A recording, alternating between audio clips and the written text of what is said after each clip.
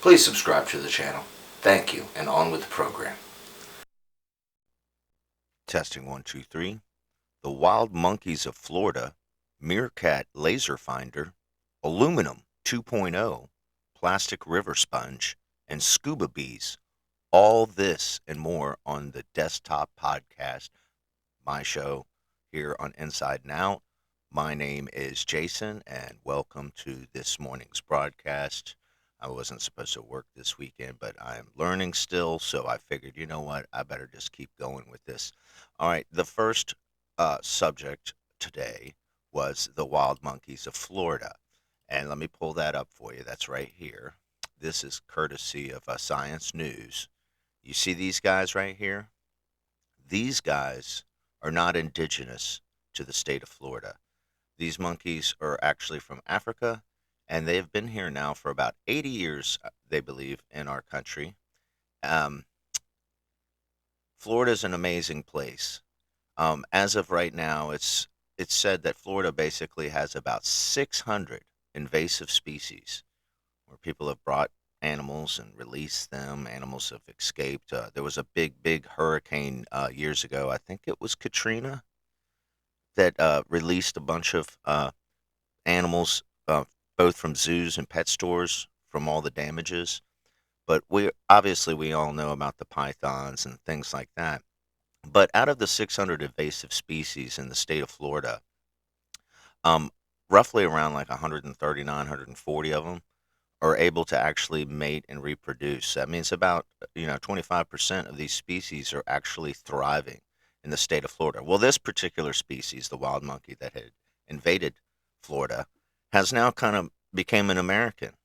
And this lady here, well, in Diana Beach, sorry about that. My phone beeped on us. But sorry about that too. But where were we? Missy Williams, I believe, is who we're talking about. I don't know. You got to pull up this article. But basically, what it's saying is now that the monkey is starting to face the possibility of being extinct to the state of Florida, and after so many years, there's people that believe that they have the right to exist, and other people argue and say, no, well, that's probably not what we should be doing. They weren't from here, but the truth is, nothing is from here. Animals, birds are known for dropping fish off in different ponds. There's several ways for animals to become displaced to a new place and have to adapt, other than a human taking it and moving it and releasing it. I hate to say, but there are more ways for an animal to be there. And if once an animal is there, is is he an American? We don't know, But that's kind of what this is about. It's like kind of protecting this animal. And read this article, Science News. I think it's a slightly older article, not too old. March 16th. March 16th is when this article came out. Um, but Florida, always full of animals. Um, and always, I was just checking my phone. Florida, always full of crazy stories. And I personally think we should save the monkeys. I love monkeys. All right, next story. The next story, our headlines here has MeerKat laser finder. What the heck, Jason, is a MeerKat laser finder? All right, to answer that question, the MeerKat laser finder, actually, the MeerKat is this thing right here, this telescope right here. And this is courtesy of uh, news science. I forget who. Well, it's the news bites. I'm sorry. South Africa MeerKat telescope. What happened? Well, it found a laser, not any kind of laser, a microwave laser, a type of microwave laser, from the light spectrum. Basically, what they found, South Africa's MeerKat radio telescope just found the most distant hydroxyl mega maser ever, over 8 billion light years from Earth. This is about half the age of the universe when this light started generating. So they're studying this and trying to learn more.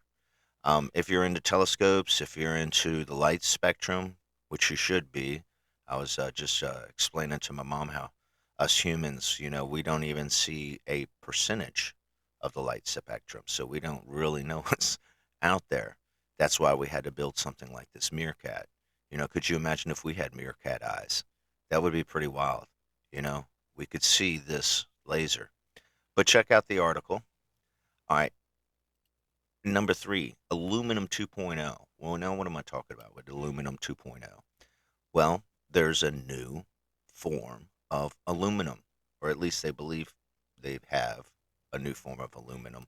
And I believe this comes from MIT. Let's check it out. I think so. But it's the Tech Daily. Scientists create powerful new form of aluminum that could replace rare earth metals. Now, what makes this story important? Well, I just kind of roughed through it a little bit to let you know all of the things that we love today, technology, all of it requires a certain amount of connections for all the things to work, basically. And one of the problems with all the uh, stuff is corrosion, and also just a way to get. I don't know what I'm talking about, but basically, you have electronics. We use a lot of gold. Use a lot of platinum. We use a lot of precious metals to create some of the things that we do today. Well, they found a new aluminum um, form of aluminum that's somewhere around the crust of the earth, but it's easy to extract and it's abundant, and it has different uh, behaviors than the original aluminum. This can do things that the other one can't. So what they're basically trying to do is trying to find a way that we can make this work so that we don't have to extract the precious metals to use it for our technology. So that's going to be pretty cool, and it'll be very interesting too because it's a huge market, the precious metals market, and everybody thinks it's all just mostly about jewelry, but you know, it's really about electronics. A lot of stuff, especially like platinum. You know, but next article is we said that what did we say? The river sponge, the plastic river sponge. Well, the plastic river sponge is rivers and tidal currents keep 80% of microfibers from reaching oceans, study suggests. So basically, in this article, what they're talking about is every time we wash our clothes and we do things around our house, whether we realize it or not, whether our eyes can see it or our noses can smell it, we are releasing a major amount of microplastics into our water, and everywhere. But what scientists have found is that 80% of these microfibers actually get filtered through the rivers and never make it to the ocean. So, in a way, if you think about it, the people of the mountains live cleaner than us. They do not contribute as many microplastics. Their stuff is getting cleaned, so we definitely cannot blame the ocean on them, you know. So thank you, people of the mountaintops, for filtering uh, all the microplastics into the river so it doesn't get out there. It's like a big cigarette butt, which it's really cool, really really cool. Check out the article. All right, our next subject is scuba bees. Scuba bees. Okay, why do I call it scuba bees? Because these bees were underwater for a long, long time. Uh, this is, I believe, Australia. I'm sorry, you guys. This pop up is getting on my nerves. Is that the right button? All right. Well, let's see. Bumblebee queen, bumblebee queens can survive underwater for an entire week. How did they do it? Is incredible. Well, basically, what happened with this was an accident. They were studying bees, yes, for other things. Give me a second. It'll come to me what they were studying it for. Um, Basically to protect them. But they were storing all the bees in these little vials with like soil and stuff. These queen bees were all being stored, and somehow, some way, accidentally, some of the vials got filled with water for a long period of time. And when the person discovered it, they they were blown away that these queen bees were still alive, which kind of inspired to do some research.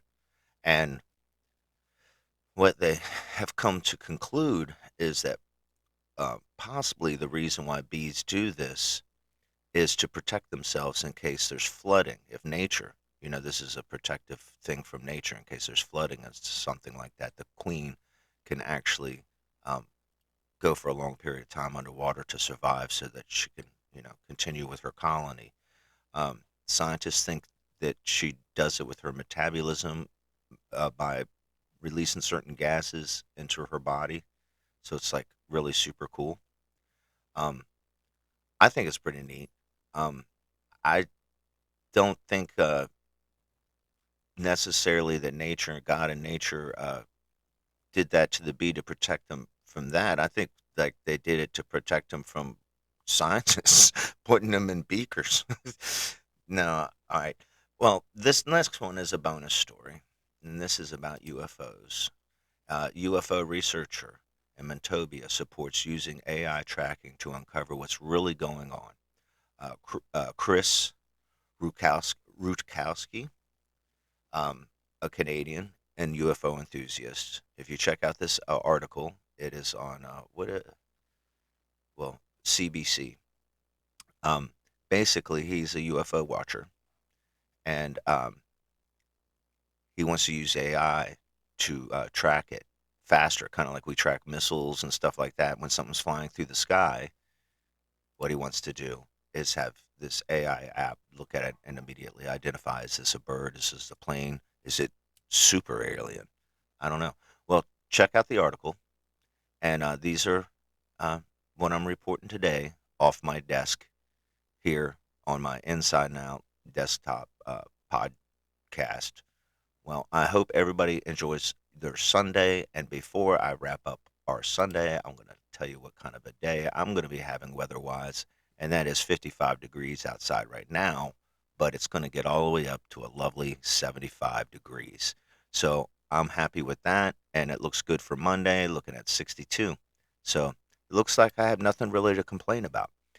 I hope everybody has a wonderful Sunday. Get some rest, relaxation, go have a wonderful walk through the park or whatever it is that you want to do today.